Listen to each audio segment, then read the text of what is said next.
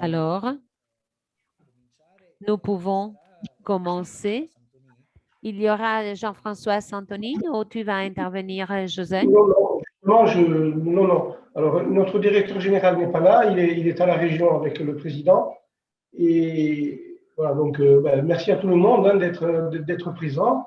En son nom, bien sûr, je vous remercie, mais je remercie tous les partenaires des 4 projets, pas uniquement de Promo GNL et de Facile, des 4 projets, parce que vous vous rappelez que lorsque nous avons fait à Bastia en 2018 le séminaire de départ, je me rappelle que le titre du séminaire, c'était le GNL carburant du futur. Pourquoi on l'avait intitulé comme ça? Parce qu'on ne savait pas ce que c'était le GNL. On ne savait pas. On n'avait pas d'études scientifiques répertoriées, diffusées là-dessus. Et donc, on était complètement neuf dans ce domaine. Et finalement, à la fin du séminaire, déjà en 2018, on s'est aperçu que ce n'était pas le carburant du futur, c'était le carburant d'aujourd'hui. C'est le carburant d'aujourd'hui. Donc ça nous a beaucoup aidé.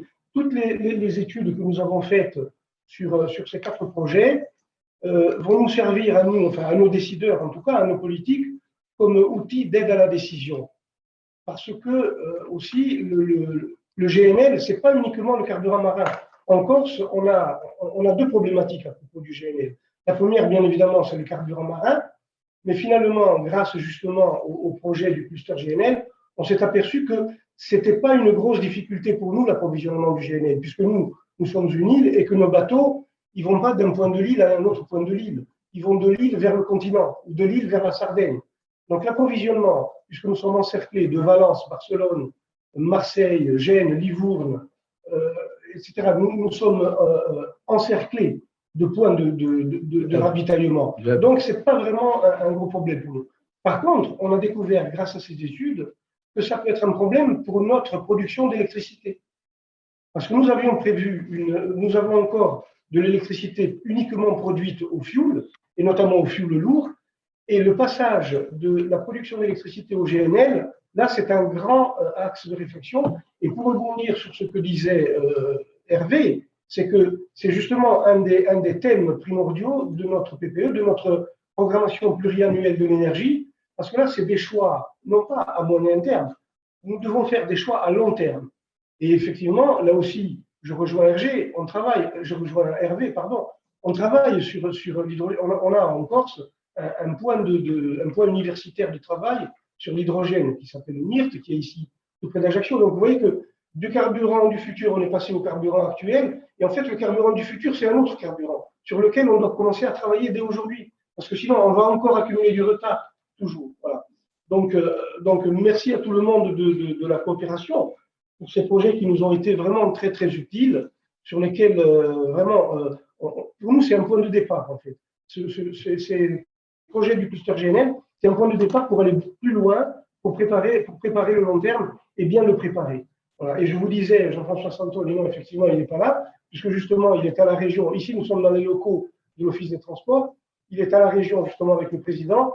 Et je voudrais emmener nos amis et collègues de la CCI du Var, saluer justement notre président et notre directeur général. Donc, on va partir un peu avant pour pouvoir aller les saluer et ne pas être en retard pour 14h30.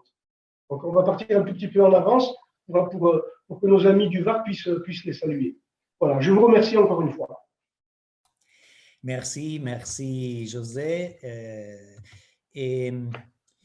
Prendo ora la parola io per raccontarvi un po' quali sono. Je reprends la parole pour vous raconter un peu les résultats de l'un des résultats du cluster Promo GNL, chef de file Office des transports de la Corse, donc les résultats de ce projet. Et je partage mon écran et j'essaierai de respecter les temps de parole. Olga, tu me dis si tout va bien?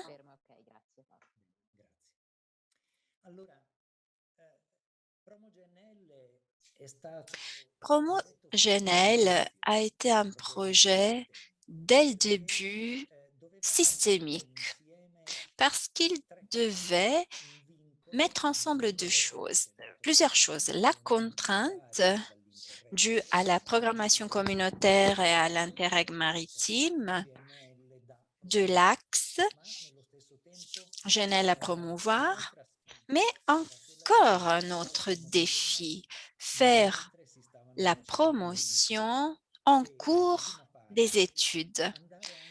Et dernière partie, aller aussi un peu au-delà de la contrainte qui nous avait été imposée, c'est-à-dire réfléchir de manière plus large. José Bassu vient de le dire. Considérer le GNL, qu'on considérait le carburant de l'avenir, il y a quelquefois le regarder comme carburant du présent et en prendre en compte l'aspect maritime, mais pas uniquement, comme l'ont dit M. Bassu et Fada, et prendre en considération aussi les autres sources de manière informelle. Eh bien voilà, ce défi systémique a pu mettre ensemble un partenariat qui était, à mon avis, indispensable pour qu'on puisse parler de promotion. Partenariat donc composé par les collectivités territoriales, organismes publics, les organismes gestionnaires des ports, parce que les ports sont l'élément central, encore partenaire de la recherche scientifique et aussi les autres projets du cluster GNL, GNL Facile. Dans la vidéo qu'on a vue auparavant, M. Jérôme l'a rappelé, et il disait c'est facile, il faut démontrer que c'est faisable. Ce matin, Ivan Ottoni nous a raconté qu'une partie de la logistique doit prendre en compte aussi la possibilité de déplacer de petites quantités. Le fait d'avoir une unité dans la mer ne signifie pas d'avoir le GNL dans le port en soi. Une partie très importante réalisée par les universités a été l'identification de normes, mais plutôt, je dirais, de faire du benchmarking, faire des comparaisons, avoir des critères pour éclairer les décisions. Et ensuite, Signal pour les îles. Les îles avec leurs caractéristiques est différente. Une île plus grande ayant un réseau routier et une partie d'infrastructures déjà dédiée au GNL, une autre île qui était encerclée de points d'approvisionnement, comme l'a dit M. Bassu. Donc, au début, ça pouvait être un discours un peu pas pertinent de parler de GNL. Et par contre, après, une analyse qui a montré que c'était très intéressant pour en ce qui concerne la production d'énergie électrique des deux centrales de Corse. Un objectif ambitieux. Au-delà du mot coopération et des études conjointes, la chose importante était de favoriser des choix éclairés. Nous l'avons dit il y a quelques minutes, prendre des choix basés sur les connaissances, des choix éclairés, knowledge-based.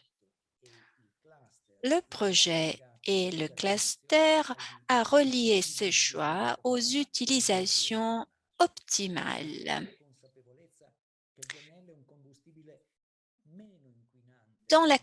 Ayons conscience que GNL, même s'il est moins polluant, continue d'être un combustible fossile, si ce n'est du bio-GNL évidemment, qu'il faut prendre en compte le cycle de vie entier et pas uniquement ce qui se passe autour d'un navire ou dans un port.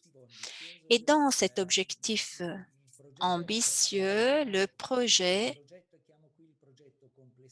et moi je parle du projet global, Promo GNL, avec sa tâche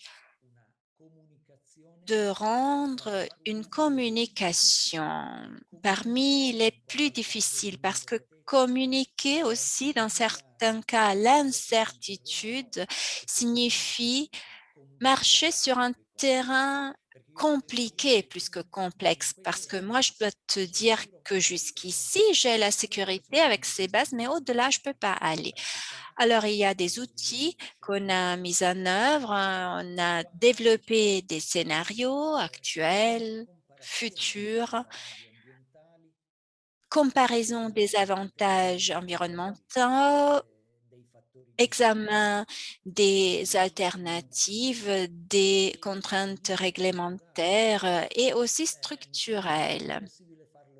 Des ports où on ne peut pas faire entrer le GNL parce que les camions n'y arriveraient pas. Je pense à l'île Rousse.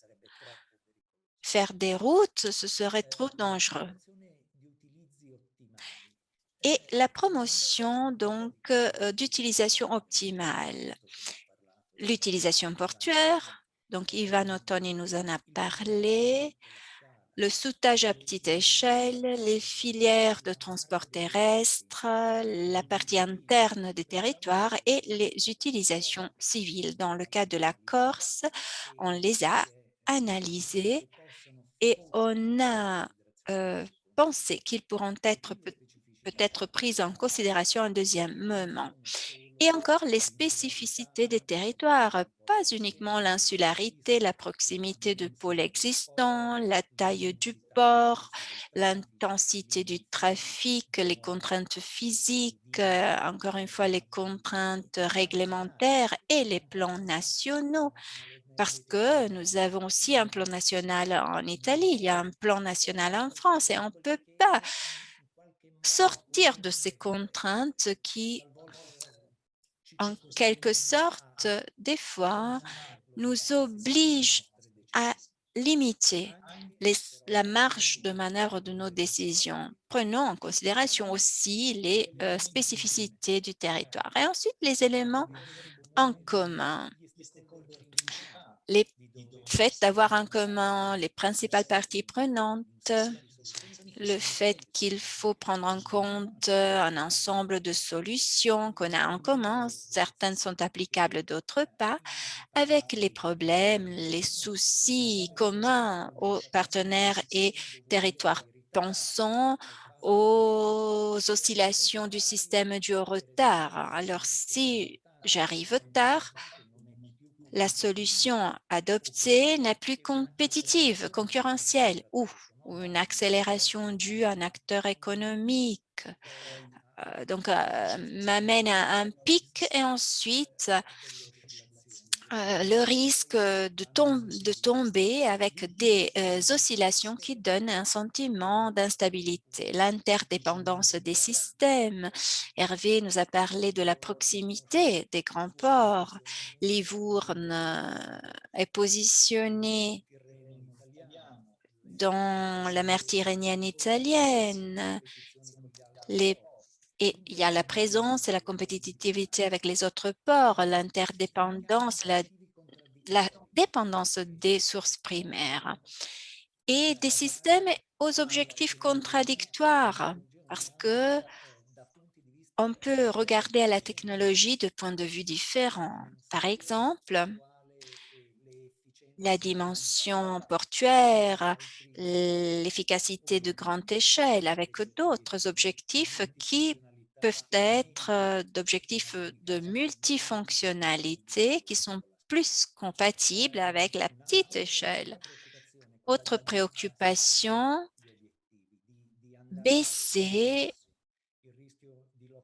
faire baisser les objectifs, le risque de verrouillage, les scénarios globaux de concurrence. Alors, l'objectif de Promogénel était de communiquer les résultats des autres projets, en plus de son travail, en mettant ensemble toutes ces composantes, ayant comme pilier central les choix éclairés et les utilisations optimales. Cela signifiait avoir affaire à des parties prenantes ayant des intérêts, visions, soucis, connaissances différents. Pensons à la société civile. Le premier ravitaillement d'un navire à La Spezia a été accompagné de grandes préoccupations. On a dû expliquer beaucoup. Les organismes publics, FADA a fait une bonne remarque, considérant l'horizon un peu clairvoyant des organismes publics, parce que l'horizon des organismes publics est celui de leur mandat. Les planificateurs et les opérateurs portuaires qui, par contre, doivent prendre en considération aussi les temps d'amortissement des équipements, prendre en compte aussi les difficultés technologiques, la sécurité, les interactions logistiques. Les techniciens et conseillers auprès des décideurs, comme à l'université.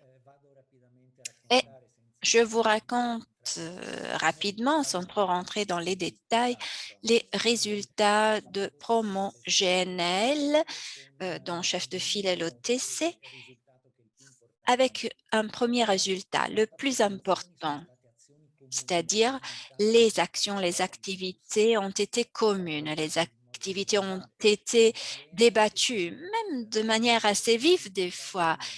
Et c'était des actions communes et coordonnées avec les autres projets. TDI ReteGNL qui a développé les études préalables et qui a associé le monde des universités ou Signal avec les utilisations internes, insulaires, Facile GNL,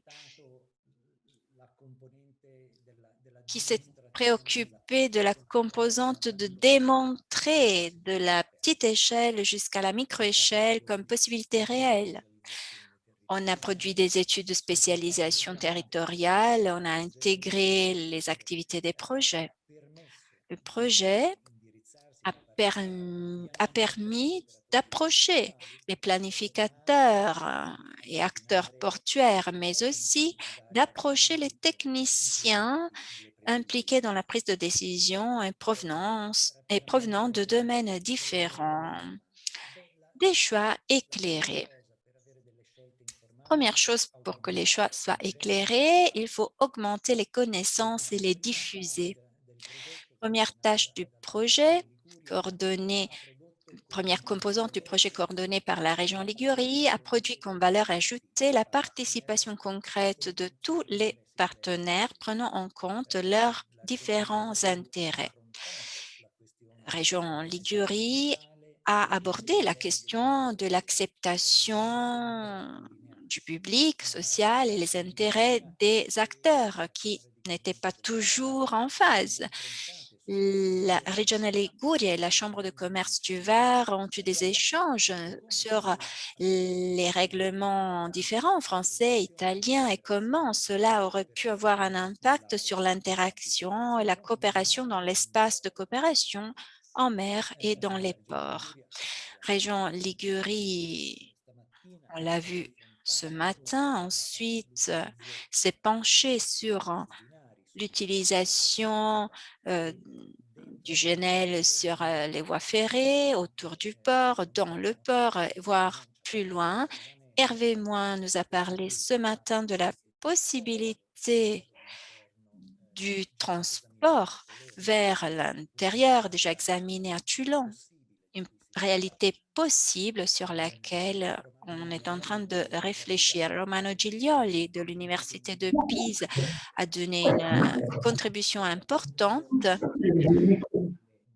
sur la conversion GNL des moyens existants et l'impact des activités maritimes sur la faune et la flore. Donc, la composante environnementale a été prise en compte par l'autorité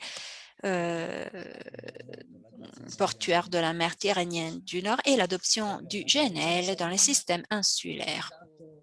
La région Sardaigne avec l'université de Cagliari, qui a été le bras et la tête des fois aussi, a donné donc la valeur ajoutée de la recherche d'une vision systémique et d'intégration des décisions. Dans GNL, cela a été fait avec une série d'interventions très importantes, des facteurs communs et territoriaux spécifiques, l'enrichissement du cadre des connaissances en regardant quelles étaient les solutions existantes. Dans la Méditerranée, c'est la région Ligurie et le Var qui l'ont fait, mais aussi ailleurs dans le monde, une analyse réalisée par l'OTC.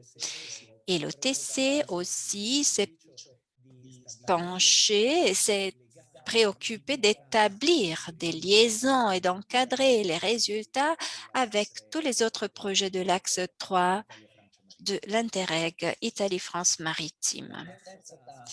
La troisième composante, ne vous inquiétez pas, il n'y en a que 4, a concerné plus de près comment atteindre les destinataires principaux. Comment les atteindre en leur parlant des utilisations optimales, en prenant en compte les spécificités territoriales et les éléments et les différences, les éléments en commun et les différences, avec la valeur ajoutée du partage d'une vision systémique. On a commencé par un plan conjoint d'action d'information et de promotion qui s'est révélé COVID résilient, c'est-à-dire la COVID nous a obligés à changer et à reconvertir une partie de notre programmation. Mais il est vrai que le plan d'information de promotion à son début déjà avait été pensé comme un plan évolutif. Et donc, quand nous avons eu ce coup de massue de la crise sanitaire, en quelque sorte, le scénario avait déjà été pris en compte, pas de manière si grave, mais par exemple, le passage à des activités en ligne a sûrement enlevé le plaisir de la convivialité, mais ne nous a pas empêchés de travailler. Je rappelle que les 4 dernières semaines, nous avons eu 4 séminaires très approfondis et nous avons eu entre 70 et 100 personnes pour chaque séminaire. C'est un résultat important pour vous dire comment la coordination de la promotion a été bien faite et pour vous dire aussi la qualité des partenaires. Le partenariat a été mis en œuvre aussi dans la modélisation multipartenaire réalisée par le port de Toulon avec la simulation, modélisation et un résultat de produit très attrayant aussi du point de vue de la communication. La région Ligurie. Alors, vraiment, il faut rappeler un travail durable qui continue d'amener des résultats importants, c'est-à-dire la signature d'un protocole GNL multipartenaire avec tous les partenaires fondamentaux à partir de la région Ligurie jusqu'aux opérateurs. Et enfin, ce qui se passera ces prochains jours, continuer la liaison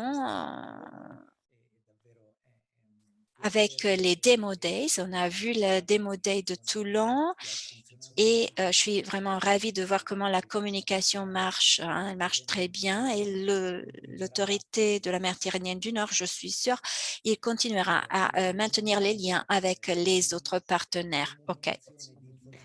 Des journées d'information techno-scientifique ont été de haute qualité et de grands résultats avec l'inclusion de la conférence, l'implication de la conférence GNL de Regione Liguria.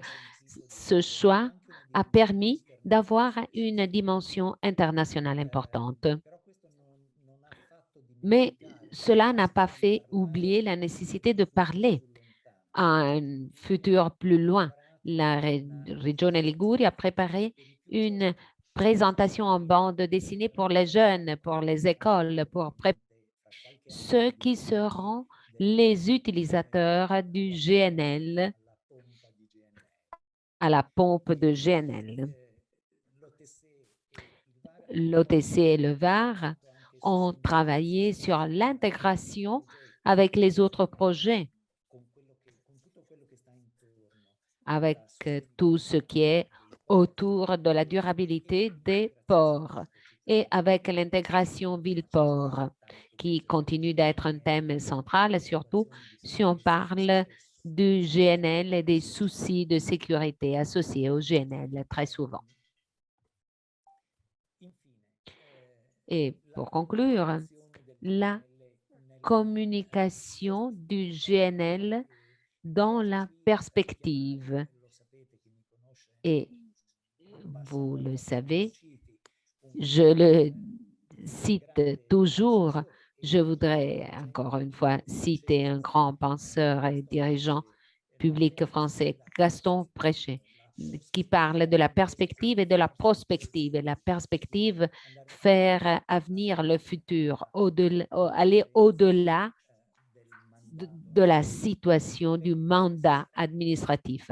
OTC a, disons, déterminé son objectif de donner cette valeur ajoutée, de partager la perspective, c'est-à-dire comment rendre le futur le présent, avec un plan de communication étudié, conçu pour les groupes cibles, pour les différents interlocuteurs, avec ce travail de conférence internationale sur le GNL organisé par Regione Liguria, avec les webinaires sur le GNL dans l'Europe éco-durable, avec Regione Autonoma della Sardegna, Université de Cagliari, OTC et la journée d'aujourd'hui. Et encore, pour conclure, je veux rappeler que si les projets du cluster sont en train de se conclure, de se clôturer, il y a des activités qui continuent, mais aujourd'hui, nous sommes à la conférence finale du projet GNL. Mais c'est le départ, c'est vouloir relancer vers un objectif plus ambitieux. Il y a 20 ans, Meadows, un pilier de la System Dynamics, qui parlait d'une méthode développée au début des années 70 par le MIT, la rédactrice principale des limites de développement, et Antonella Meadows, dans le livre, écrivait que le fait que les boucles de régulation émergent ou non d'une ressource renouvelable fait une différence, non pas tant pour ce qui est de savoir si la tendance à la hausse peut se poursuivre indéfiniment, mais pour ce qui est de la manière dont la croissance est susceptible de se terminer. Si ça va terminer avec un écroulement ou avec un passage souple à une stabilité future du système. Je pense que pour le GNL, nous devons réfléchir là-dessus et nous devons continuer avec la programmation prochaine, avec les prochains projets. Nous devons continuer avec cet espace de continuation d'apprentissage continu. Nous pensons qu'il est nécessaire d'élargir les horizons, d'aller plus loin pour prévoir le Life Cycle Assessment, le cycle de vie du GNL. Il faut élargir les limites du système. Nous parlons de coopération. Nous avons regardé plus en avant, mais nous devons également inclure les territoires internes. Il ne faut pas dégrader les objectifs. Le GNL, on l'a considéré pour résoudre un problème un problème de sécurité, de ravitaillement. Et le problème du soufre et le problème donc environnemental et le problème de stratégie énergétique. Il ne faut pas renoncer à ces objectifs. Cela pourrait signifier aller au-delà du GNL. Quels sont nos outils? Les outils ont été démontrés par les 4 projets du cluster GNL. Partager les connaissances.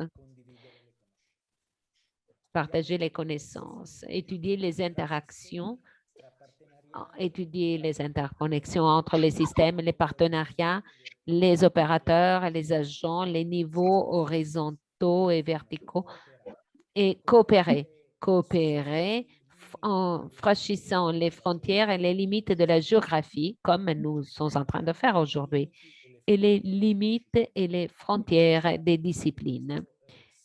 Et je pense que c'est le résultat, cette possibilité de relancer est le résultat le plus important de GNL à donner à la prochaine programmation. Tous les travaux se trouvent, tous les slides se trouvent sur le site du projet Promo GNL et les partenaires et le chef de file de Promo GNL ont vérifié ça pour le partage des connaissances et ont vérifié que tous les résultats sont partagés. Alors, je vous remercie et je passe la parole à Paola Fado et à Federico Solai pour leur intervention sur les facteurs communs distinctifs du GNL dans les différents contextes. Oui, Paolo, Merci. juste, c'est bon. J'accompagne les collègues du VAR à la collectivité et on revient ici. OK? D'accord. À plus tard. À plus tard. Oui, à tout à l'heure. À plus tard. Merci, merci. On va couper le micro. Bonjour à toutes et à tous. Est-ce que vous voyez les slides? Est-ce que vous entendez? Oui?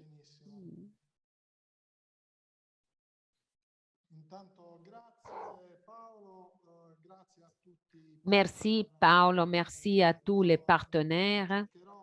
Je vais essayer brièvement d'encadrer un peu le problème et le thème de mon intervention qui fait la synthèse des activités que nous avons développées au sein de Promo GNL et qui s'inspire aux activités du groupe Unica et RAS développés dans les autres projets. Le projet Signal et TIR-GNL. Comme souligné à plusieurs reprises, surtout par toi, je souligne la valeur ajoutée donnée à ces projets grâce à la collaboration et au partage des résultats. Les projets qui se sont complétés les uns les autres.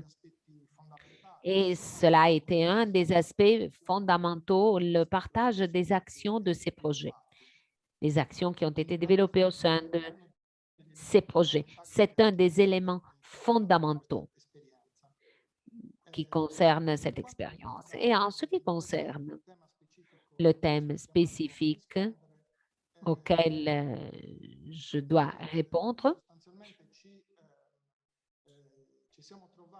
nous avons affronté un thème qui concernait deux contextes, on les appelle comme ça, de la zone de coopération, qui étaient le système continental formé de Toscane, Ligurie, région PACA, et les autres, les trois systèmes insulaires, Sardaigne, un territoire plus vaste, Corse, et l'île d'Elbe, l'archipel Toscane. Des systèmes qui se heurtent et qui ont des différences substantielles, surtout en ce qui concerne le manque d'une infrastructure, d'un réseau d'infrastructures et d'approvisionnement du GNL dans la distribution interne et dans l'alimentation, dans les activités portuaires. Je me réfère au soudage, par exemple, des différences par rapport à la partie continentale qui peut avoir assuré les ravitaillements de méthane de GNL grâce aux gazoducs qui viennent des régions productrices.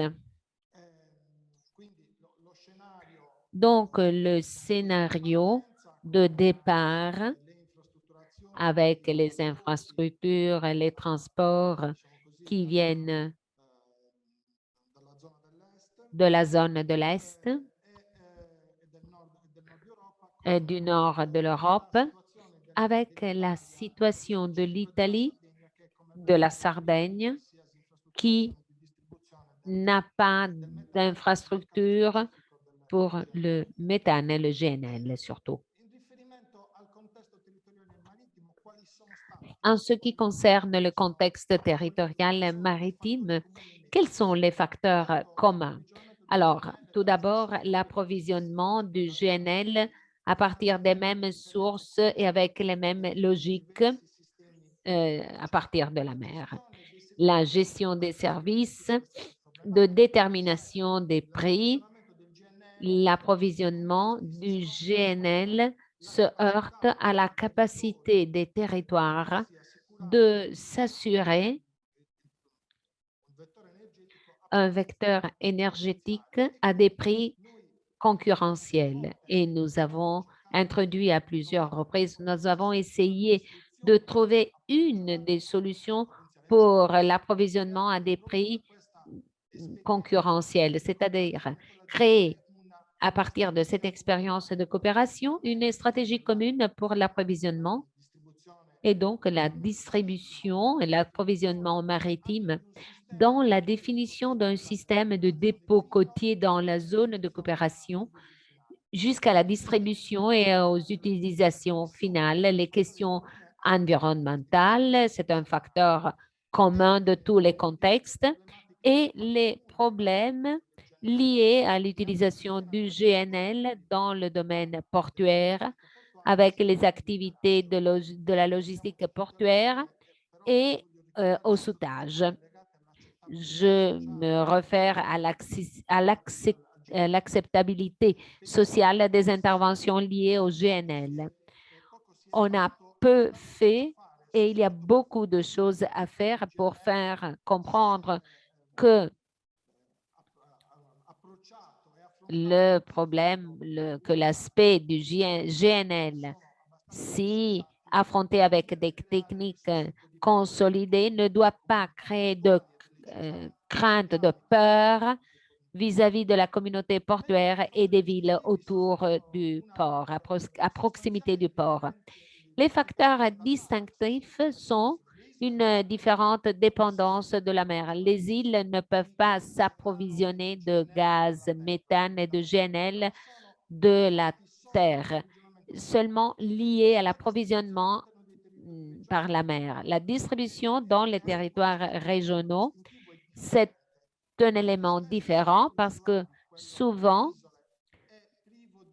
les îles n'ont pas de système de transport permettant la distribution capillaire au sein des territoires.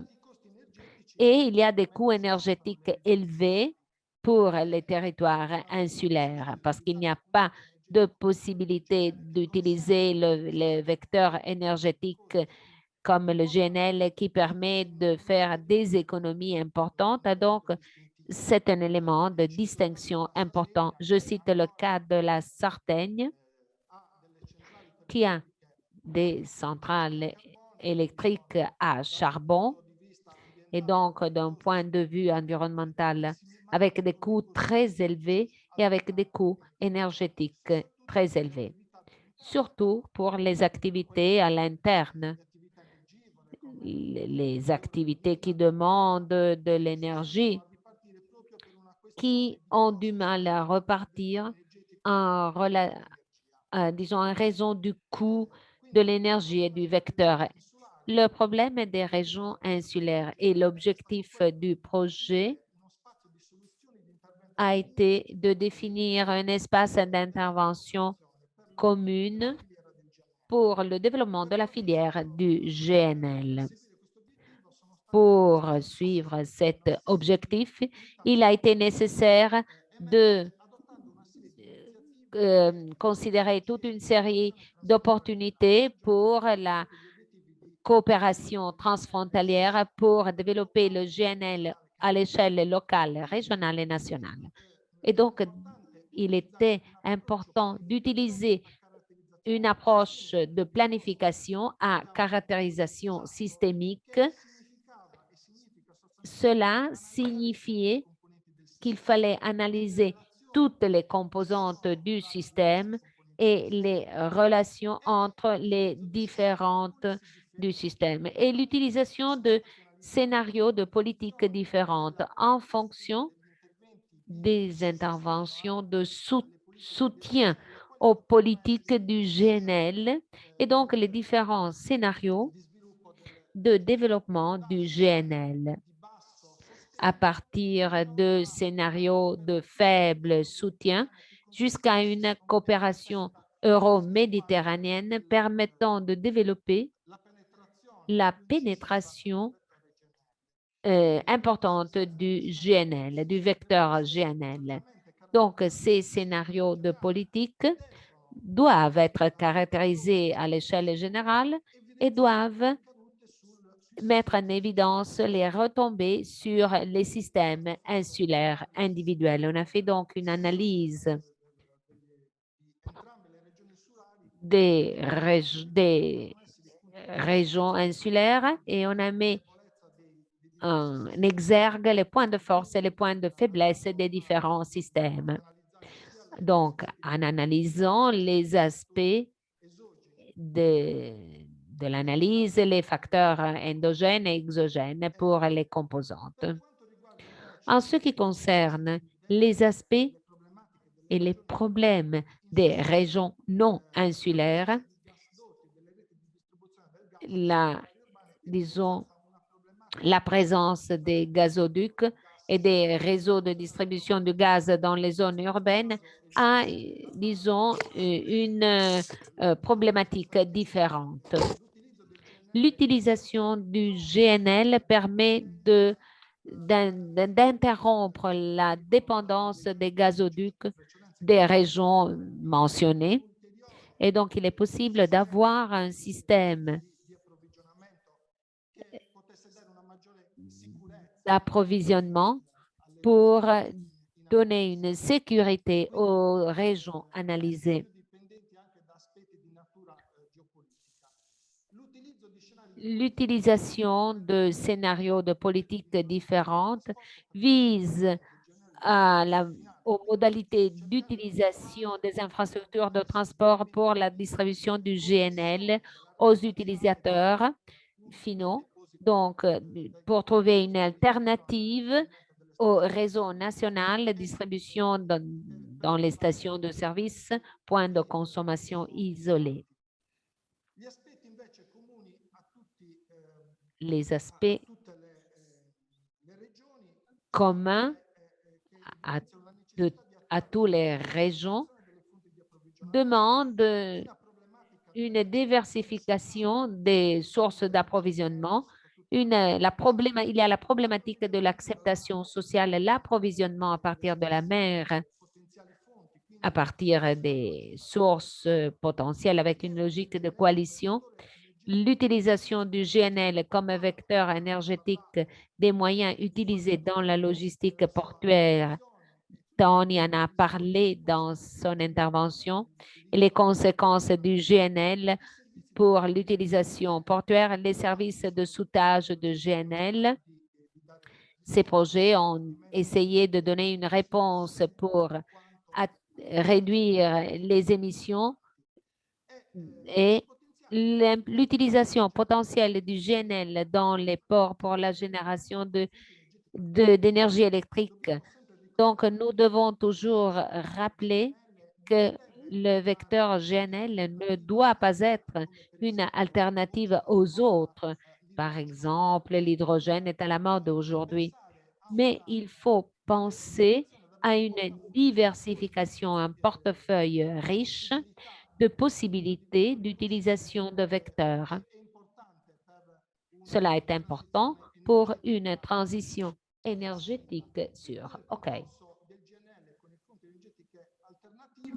Alla costituzione delle comunità energetiche portuali. Ecco, questo è un tema soprattutto per le regioni italiane, dove ultimamente si sta animando un'accesa discussione e quindi il GNL in questo senso può costituire un elemento di vantaggio proprio per l'abbattimento dei costi energetici nei porti, sia per quanto riguarda la produzione di energia elettrica, quanto per esempio per l'elettrificazione delle banchine, e quindi parlo del cold iron. Lo dico anche in termini economici, quando si parlava della valutazione delle diverse ipotesi di scenario.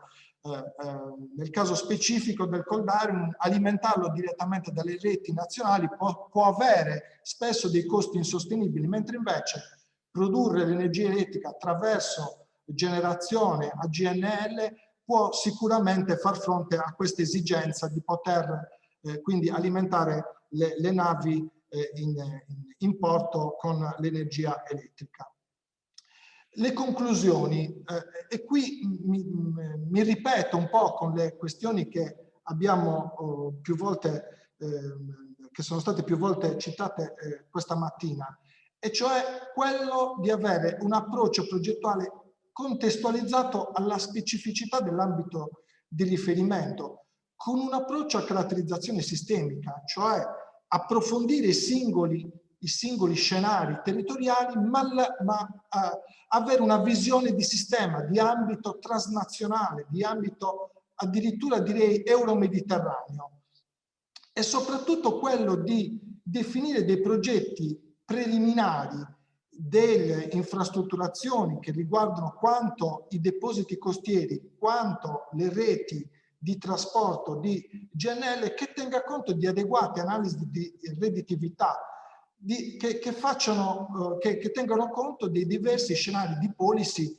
che vengono esaminati e che vengono sviluppati nelle ipotesi di pianificazione futura. Ecco, questi mi sembrano gli elementi essenziali sui quali occorre, ma abbiamo già fatto delle riflessioni, ma su quali occorre ripetere e forse cercare di far comprendere come sia importante la necessità di pianificare e di fare adeguati studi di redditività degli investimenti. Ho terminato. Grazie. Grazie Federico, grazie anche di questi spunti. Ce ne sono due in particolare che prendo al volo. Uno, la questione delle comunità energetiche, del cold ironing. Non ricordo se era con te, o penso di sì, in una precedente occasione, in cui si faceva notare che in alcune situazioni, se io attacco l'elettricità in porto a una nave, a un paio di navi da crociera, spengo la luce a tutta la città, no? E che detta così sembra un po' una barzelletta, ma è esattamente la concretizzazione di quello che si diceva: andare in profondità sul sistema locale. Ho una fonte di inquinamento locale importante dentro al porto che sta lì ore e ore, e dall'altra parte non posso però dimenticare che se la fonte energetica è la stessa che alimenta la città, si danno due casi: o spengo la città o comunque l'energia poi chi la paga? La pagano gli abitanti della città per tenere la luce alla nave senza avere inquinamento. E qui davvero la questione, un principio di sussidiarietà energetica, del far succedere l'energia nel modo migliore vicino a dove viene consumata, diventa importante. Penso per esempio agli impieghi urbani di bio-GNL per alcuni servizi pubblici, in cui io posso utilizzare una produzione prossima senza avere il costo di grandi infrastrutture di trasporto. Credo che qui davvero le analisi fatte siano di una bella ricchezza e davvero viene voglia di fare magari un workshop futuro di riflessione su come comunicare bene queste cose. A chi e come comunicarle bene. Nella mia esperienza professionale, personale, per esempio abbiamo visto che far toccare con mano ad alcuni decisori, per esempio farli partecipare a delle scenarizzazioni, a delle simulazioni in cui debbano mettersi in gioco, in cui debbano giocare in prima persona, qualche volta aiuta ad abbattere qualche barriera di comunicazione. La seconda cosa, il secondo spunto di cui ti ringrazio e che vorrei condividere con tutti i colleghi della cui partecipazione di nuovo vi ringrazio, è il ragionamento euro-mediterraneo come dimensione. Ora, noi stiamo parlando dentro all'Interreg Italia-Francia marittimo, con tutti i suoi piccoli confini, le province sì, le province no. Ma ciò di cui stiamo parlando è qualcosa di più vasto. Ricordiamo tutti il processo di Barcellona, il tentativo che tra il 2000 e il 2005 l'Unione Europea ha avviato per un processo integrato verso le sponde sud del Mediterraneo, processo che poi si è chiuso per motivi di concorrenza o forse di scarsa visione o forse di prevalenza delle coste nord dell'Europa. Forse intorno al GNL si può riprendere un ragionamento che avrà risvolti più vasti. Partiamo e forse usiamolo così, incominciamo a ragionare di politica energetica euro-mediterranea, in cui davvero il portafoglio di vettori energetici, che non vuol dire solo andare a prendere da fuori, vuol dire anche produrre localmente, destinare per esempio risorse di sperimentazione, sia importante da condividere, mantenendo nel contempo un equilibrio di rifornimenti di accesso alle fonti. L'altra cosa di cui parliamo molto poco, è chiaro che dentro a Promo GNL forse è difficile farlo, ma è la questione delle ottimizzazioni energetiche, di cui troppo poco si parla. E forse anche andare a guardare quanto è grande il buco nel secchio finisce per essere un altro pezzo su cui operare. E qui cedo volentieri la parola a Romano Giglioli, che ci riporterà coi piedi per terra. Stiamo guardando alle prospettive di multifonte. Prima Hervé Moen diceva stiamo anche facendo delle piccole sperimentazioni con l'ammoniaca, abbiamo l'idrogeno, un pezzettino, e noi sappiamo però che noi abbiamo un periodo di turbolenza delle fonti energetiche, e qui davvero essere lucidi, sapendo cosa è disponibile, cosa non è disponibile, cosa è conveniente in termini di quantità di energia trasportata per unità di volume, quanto sia il valore di ciclo di vita di una fonte diventa determinante. Aggiungo, e poi cedo il microfono al professor Giglioli, senza mai abbassare però, senza mai scendere troppo a compromessi su quello che è il valore di salvaguardia del nostro ambiente, perché così come dobbiamo, così come il GNL è globale, anche i fattori climalteranti sono globali, quindi dobbiamo tenere insieme questi pezzi. Professor Giglioli, GNL contro idrogeno, vogliamo parlarne? Va bene, grazie a tutti. Intanto saluto tutti e il piacere di ritrovarci anche in un contesto. J'ai le plaisir de vous retrouver dans ce contexte à la fin d'une série d'activités menées avec ces projets et qui ont permis de construire une petite communauté avec laquelle on travaille de manière agréable et avec des résultats aussi intéressants pour éclairer les décisions politiques et éclairer donc les élus territoriaux, les choix des élus territoriaux.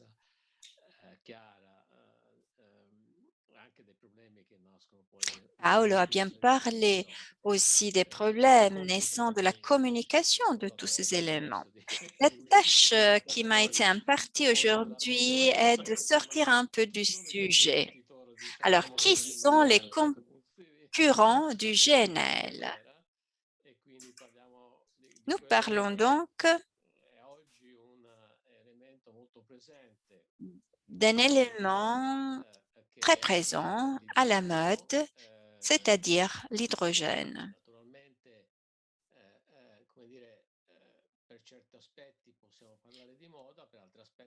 C'est un élément à la mode, mais c'est quand même un élément très intéressant qu'il faut analyser pour approfondir et le bien comprendre.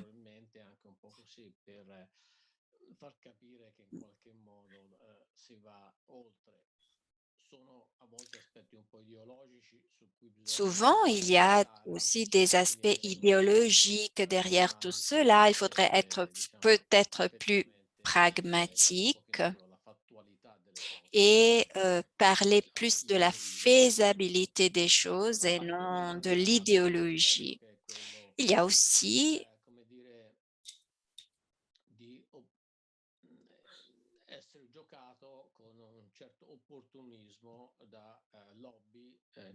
l'aspect des lobbies.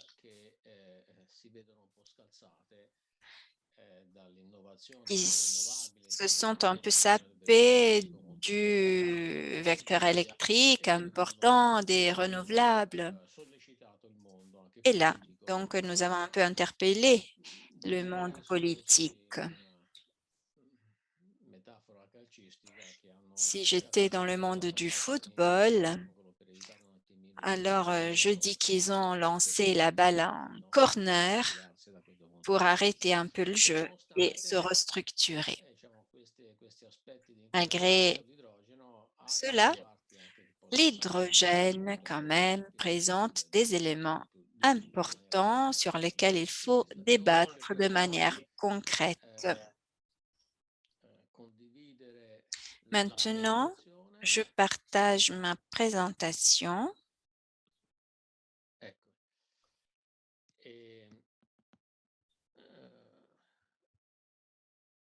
E quindi vediamo se funziona, se riesco ad andare avanti. Sì, vediamo un po'. Eccolo, sì, perfetto. Allora, la prima considerazione da questo punto di Première vista. considération. Dans cette comparaison entre ces deux carburants, GNL et hydrogène, mais plus en général entre les vecteurs énergétiques utilisés pour la mobilité au sens large, aussi naval.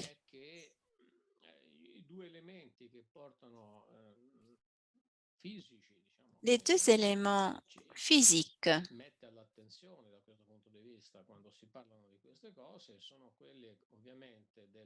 principaux sont les suivants. Combien d'énergie il y a dans l'unité de masse et dans l'unité de volume? Ces deux aspects, parce que quand on parle de la mobilité, le poids et le volume sont deux éléments essentiels pour tous les moyens de transport. Pour développer la mobilité, il faut remplir tout le moyen de transport d'un combustible. Et si on fait ça, il n'y a plus d'espace utile. Alors, s'il faut le remplir de tous les équipements pour le rendre apte à transporter un certain carburant, après, il n'y a plus d'espace possible pour le carburant. Et encore, le poids du système du véhicule. Donc, s'il n'y a pas de bonne relation, aussi le rendement énergétique ne sera pas optimal de mon point de vue. Donc, le volume, la masse qui sont à la base du débat quand on parle de mobilité, avec des effets différents, qu'il s'agisse de transport terrestre ou maritime ou aérien.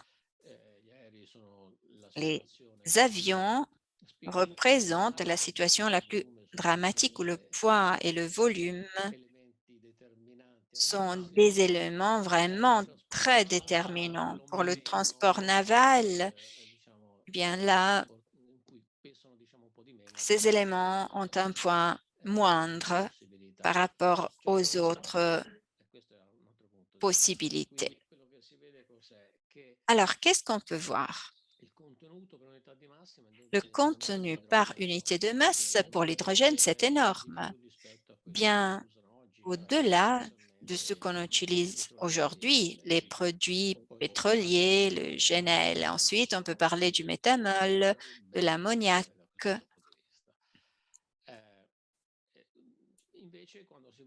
Par contre, si on regarde la densité sur le volume, c'est-à-dire le réservoir, les données ne sont pas tout autant favorables.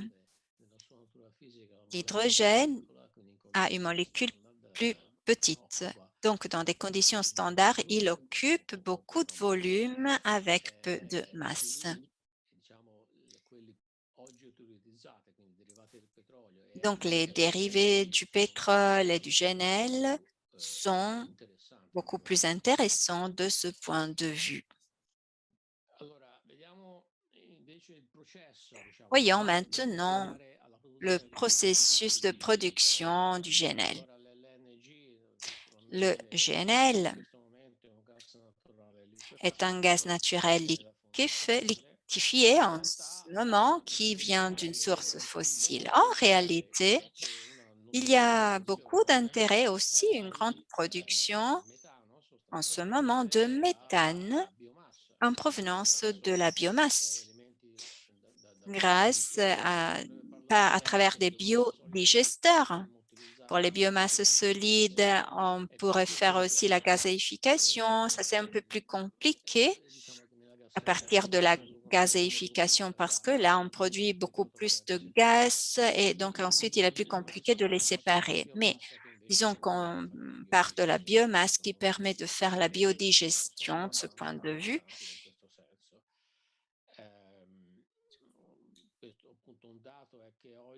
Une donnée, une estimation réalisée sur la production au niveau national de bio-GNL est de 6 millions de tonnes par an d'ici 2030.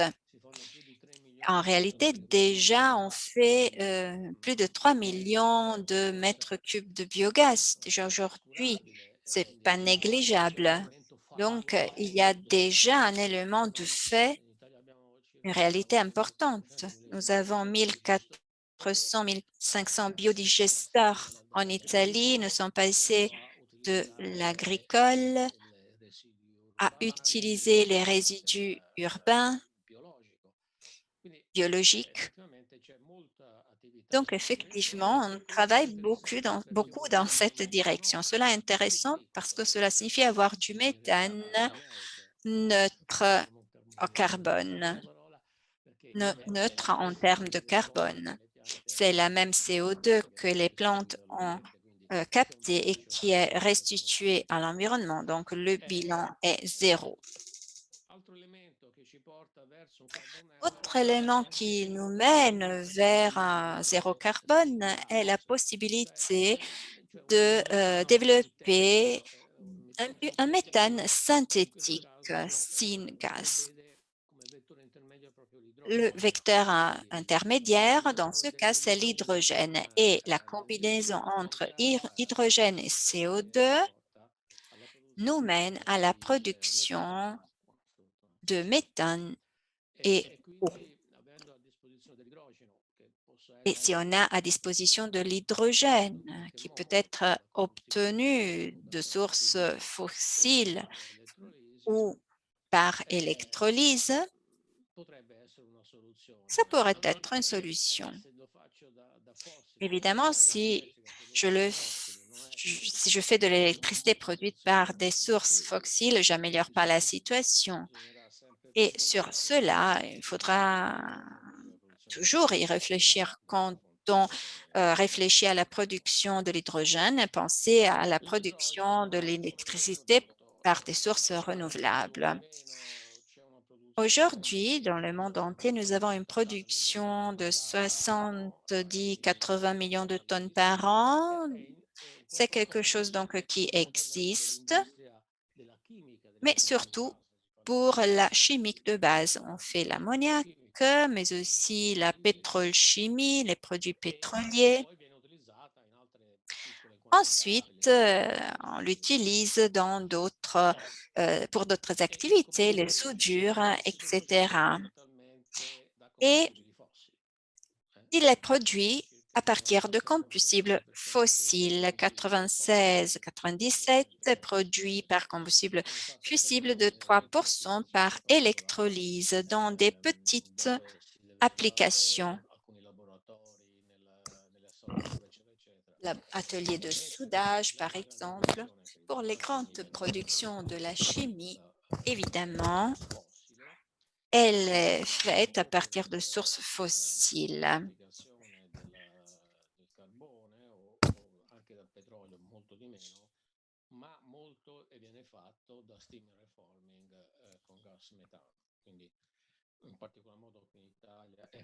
En Italie, donc, on travaille de cette manière. OK. Disons qu'il s'agit d'une technologie prête et bien développée avec une efficience énergétique élevée de ce point de vue, mais si nous devons utiliser l'électrogène pour l'attraction, en réalité, il y a deux éléments. Il y a le problème de l'accumulation en conditions standards qui n'est pas praticable. Les densités sont très basses. Nous avons deux solutions. Il y a d'autres solutions. Ça signifie l'associer à d'autres substances et l'extraire à nouveau de ce point de vue.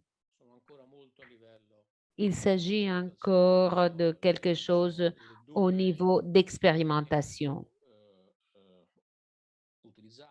Les éléments les plus utilisés sont le comprimé, mais le liquide aussi est utilisé. Voyons qu'est-ce qui se passe dans la production actuelle si nous le faisons par électrolyse, mais on perd l'énergie électrique. 1 kWh d'hydrogène de Stillman Forming a produit 280 grammes de CO2. Mais si on prend l'hydrogène à partir de l'énergie électrique par électrolyse, en considérant le mélange de production actuel, on émet 250 grammes de CO2. Comme vous voyez, il n'y a pas de grande différence. Mais si vous dites qu'à l'avenir, le mélange va augmenter et donc l'énergie électrique aura un contenu de CO2 plus faible. Mais pour avoir une diminution plus importante, il faut avoir des pourcentages très importants, plus de 70%, et cela n'est pas prévu immédiatement. Il s'agit là de valeurs qui sont prévues dans quelques décennies. il y a peu de différence maintenant et donc il y a le reforming, le steel reforming qui prévaut parce qu'il coûte moins cher. C'est moins cher. L'autre aspect est, quand nous l'avons produit, nous devons l'accumuler. Il faut le comprimer, le liquéfier et 1 kWh d'énergie potentielle chimique d'hydrogène accumulé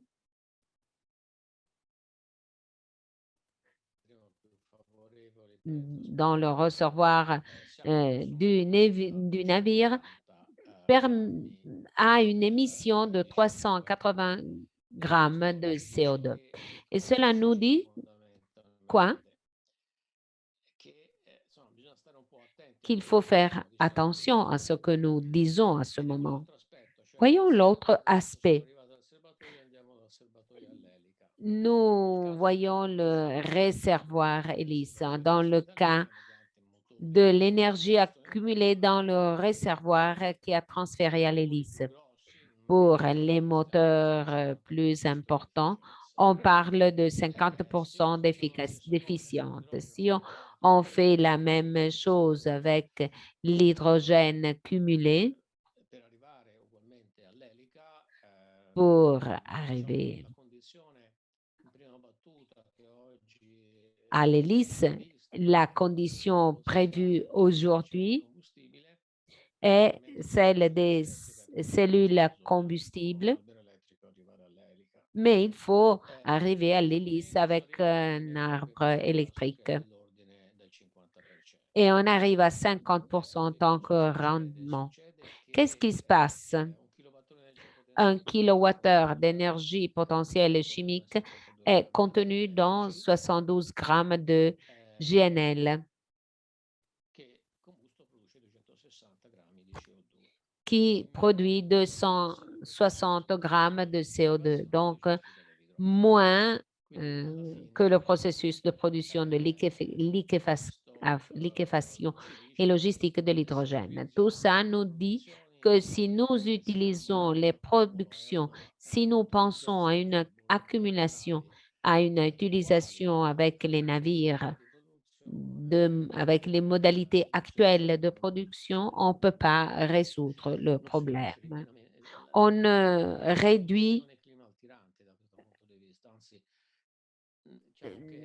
réduit pas la pollution. Si on pense utiliser l'hydrogène, il faut penser à un hydrogène carbone neutre. Et si on part de la source du méthane, il faut penser à carbon cartridge storage, un processus qui existe actuellement, mais qui est très discuté, mais coûte pour le moment. Cette question de la production avec la possibilité de le faire avec la partie renouvelable, disons toute la chaîne avec l'énergie éolienne, solaire, jusqu'à l'hélice. Disons que dans cette chaîne, on perd plus ou moins 70% de l'énergie renouvelable. Avec la même énergie mécanique transférée à l'hélice, nous devons installer 3 fois en plus d'énergie renouvelable. Et donc, les coûts, il faut faire une grande production. Et ce coût vont affecter le combustible. Et donc, le combustible, en réalité, dans la meilleure des hypothèses, aura un coût de 3 à 5 fois en plus que le coût du GNL. Cela peut être accepté difficilement par les armateurs. Donc, ça devient peu intéressant pour les armateurs. Et il faut installer il faut organiser toute la chaîne logistique. L'autre question que je voulais mettre en exergue est que on peut hypothéser la production d'hydrogène à l'avenir de manière facile à partir de sources renouvelables, à partir de l'électrolyse, en organisant l'énergie électrique avec une utilisation directe sur l'hélice du navire. Nous nous sommes un peu amusés avec les collaborateurs dans le département à faire des simulations de ces processus. Qu'est-ce que nous avons vu? On part de 100 d'énergie électrique et on arrive à 30, 26 d'énergie mécanique effectivement utilisée. Et donc, 70% est perdu. Mais avec un gros problème, avec toute une logistique qui doit être organisée pour l'hydrogène sous forme liquide, qui occupe en termes d'espace 3 fois l'espace occupé par le GNL. En termes d'énergie contenue, il faut faire un conteneur de 260 degrés contre 150 degrés. Et il y a les cellules qui occupent de combustible, qui occupent beaucoup d'espace. Et donc, en réalité, même si le combustible devient économique, il y a tout ce qui est autour, les infrastructures navales pour l'utiliser, les infrastructures terrestres pour la production. Donc, tout serait pénalisant. Donc, nous pouvons dire, oui, nous pouvons avoir l'hydrogène à faible coût, mais il faut l'utiliser directement ou en tant que vecteur intermédiaire pour un autre combustible, pour une logistique, utiliser cette logistique pour avoir un layout au sein du navire plus favorable.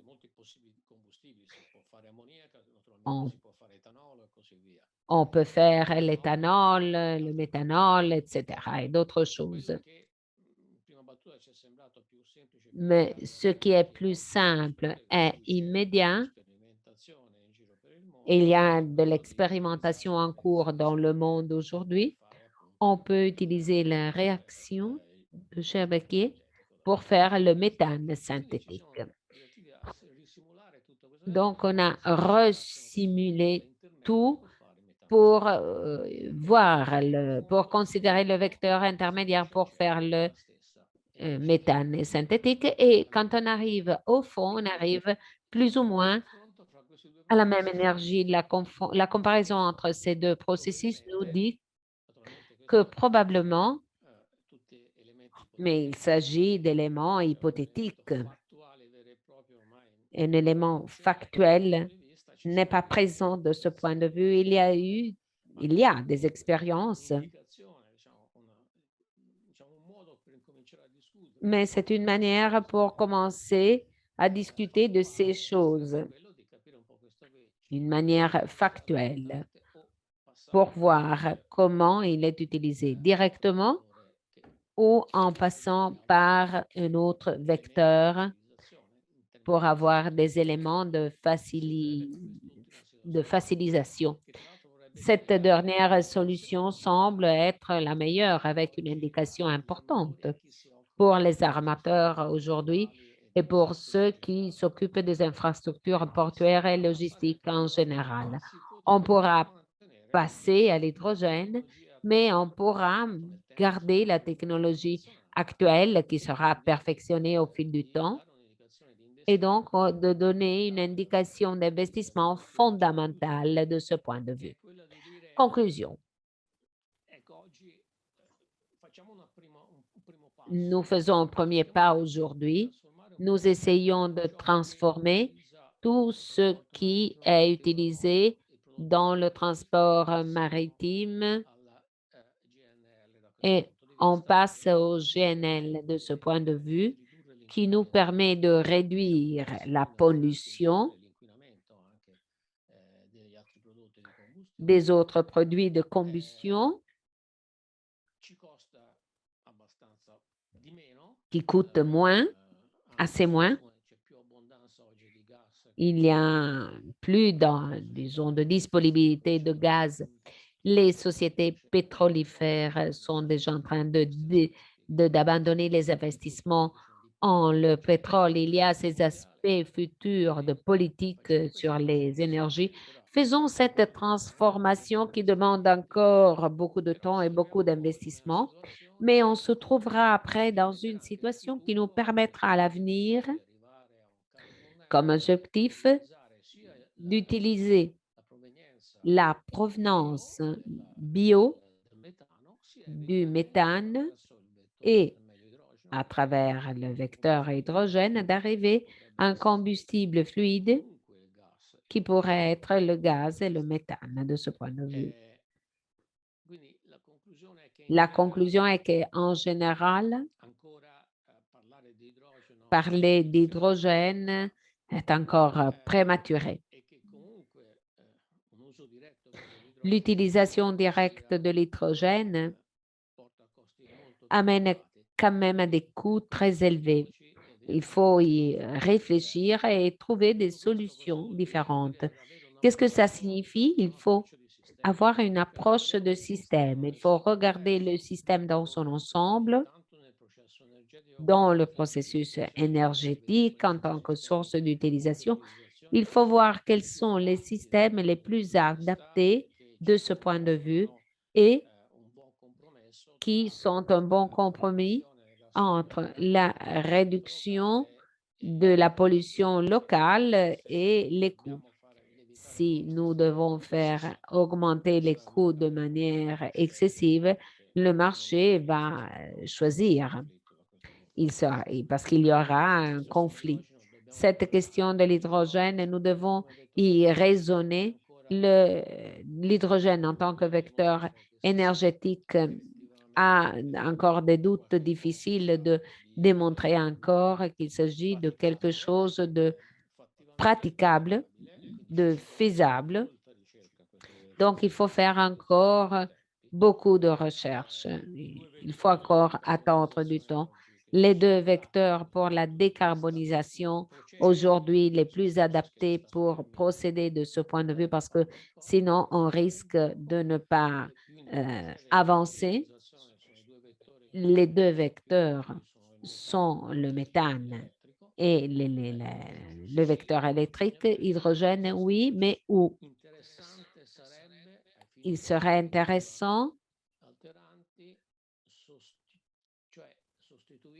de remplacer la production qui existe aujourd'hui pour des raisons industrielles en tant que matière. Si on peut trouver la possibilité de faire différemment, l'hydrogène a une autre grande utilité. Il pourrait, et il est, un élément fondamental de la métallurgie.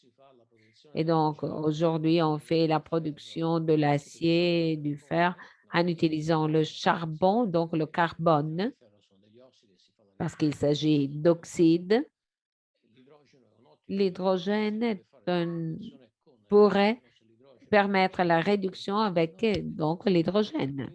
Et on pourrait décarboniser quelque chose qui est très difficile à décarboniser. Certaines expériences intéressantes ont été faites par les Suédois. Ils font des lignes de pilotes pour comprendre ce type d'application. Ça serait intéressant parce que arriver à décarboniser le monde de la métallurgie, ça serait déjà un pas important parce qu'il y a encore beaucoup de difficultés de ce point de vue. Alors, je m'arrête et je vous remercie. Merci, merci. Je n'ajoute rien d'autre. Il y a ce message à retenir. Le GNL est là pour rester. C'est un vecteur de transition, mais il a le potentiel d'être un vecteur intermédiaire. J'espère ne pas avoir banalisé ta pensée. mais le slide où l'hydrogène a le GNL comme manière de transport utile donne l'idée de ce message. Excusez-moi, mais disons, nous avons pris un peu de retard. Je conclue rapidement. Merci à toutes et à tous. On se voit à 14h30 pour, disons, relever les défis du professeur Fad. Comment le dire à tous? Comment dire toutes ces choses à tous? À 14h30, à plus tard. Merci, au revoir.